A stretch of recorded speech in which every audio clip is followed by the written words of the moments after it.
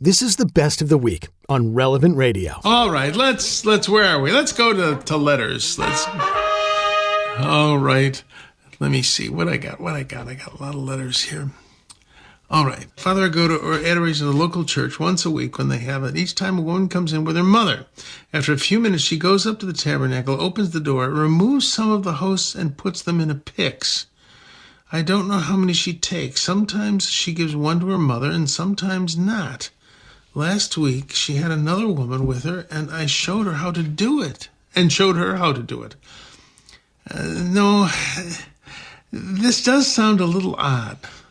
Oh, dear. Oh, Father. Eucharistic ministers are important. They do important work. There's precedent in the church.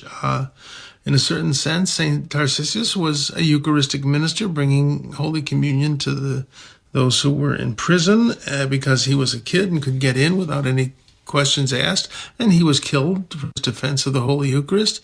There was a very interesting a German seminarian who was forced into the Nazi army. He became a Eucharistic minister with the permission of Pope Pius XII. And that was when this was not done.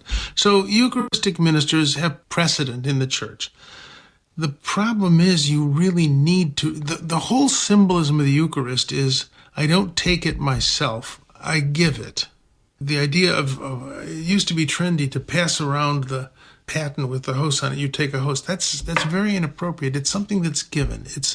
It's given you by a priest or deacon who stands there in the person of Christ in a certain sense, and they give you this gift. The idea of taking it yourself is, I would bring that up to the pastor. There are people who come in and take the host, and you really need to receive it. The appropriate place to receive the Blessed Sacrament is at Mass. And if you are a communion minister, never store it in your glove box in the car or in the drawer in your dining room. That when you receive the Holy Eucharist, you should take the Holy Eucharist straight from the church to the person that you're ministering to. You don't keep it in your house. I've known people want to keep the Blessed Sacrament in their house. It's kind of nice to have Jesus overnight. That's not appropriate. We have come to take the Blessed Sacrament almost for granted. It's almost casual, and that's not right. This is the most expensive meal you will ever eat. It costs the blood of the Son of God on the cross. This is something that I think is a problem that we have in the church right now, that it was assumed when all the changes were made that no one would ever forget what the Eucharist is. Well, people have forgotten what the Eucharist is. It isn't just a nice thing, a nice little talisman. It's the center point of the universe, and we should treat it with great awe. So this idea of just doling it out to yourself, I'm not sure that that's wise. I wouldn't mention name. I don't know.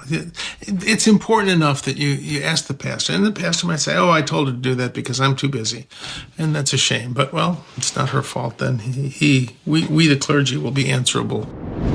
Like what you just heard? Share it with your family and friends, and thanks for listening.